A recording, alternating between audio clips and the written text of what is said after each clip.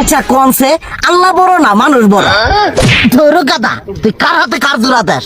কুড়ায় আল্লাহ আর কুড়ায় মানুষ। যেটা কবার কইছে ওইটা কন। আল্লাহ বড় না মানুষ বড়? আল্লাহ তো বড়। আল্লাহ বড়, তাহলে আল্লাহর কথা না হইনা মানুষের কথা শুনেন কে? কি কইতাছস? কি আর আল্লাহর কথা মানে না মানুষের কথা মানে? হ্যাঁ, কি আর মানুষের কথা শুনেন তাই না? আমনে যে ওই দিনকে ডায়াবেটিসের রোগ নিয়ে যে হাসপাতালে গেলেন, ডাক্তার আপনারা কত কিছু খাবার না করলো, সব কিছু না খাই এখন চলতেছেন।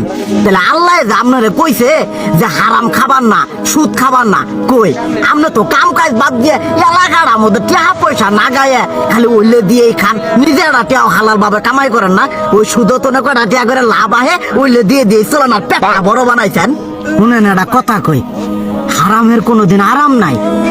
হালাল পথে রুজি রোজগার করেন, প্রয়োজনে এড়া বেলা কম খায়েন, তাও শরীর পিণ্ডও ভালো থাকবো, কোনো রোগ বেদও হবো না, আরামও পাবেন, আল্লাহও খুশি থাকবো। তুই আমার এইভাবে বুঝাবি আগে কইলি না কে? আসলে এই বিষয়টা তো আমি কখনো মাথায় এইভাবে নেই যে আমাদের কখনো ডাক্তার নিষেধ করলে ঠিকই আমরা নিষেধ মানি, কিন্তু উপর আল্লাহ যে কত কিছু নিষেধ করে দিয়ে সেটা মানি না। আর এই যে হারাম পথে টিয়া পয়সা কামাই করতেছেন, শরীরের মধ্যে দুনিয়া রোগ ব্যাধ হয়েছে, দেখা যাইতেছে যা টিয়া হারাম পথে কামাই করতেছেন তার তো বেশি টিয়া মনে করেন জ্বলে যাইতেছে গা বেশি। আজকের পর থেকে আমি আর এই হারাম সুদ খামো না, আমি হালাল পথে চলবো, হালাল টাকা পয়সা ইনকাম করবো। এতে করে যদি একবেলা কমও খাইতে হয় তবুও খামো, তবু আমি আর এই হারাম পথে চলবো না। আচ্ছা ঠিক আছে।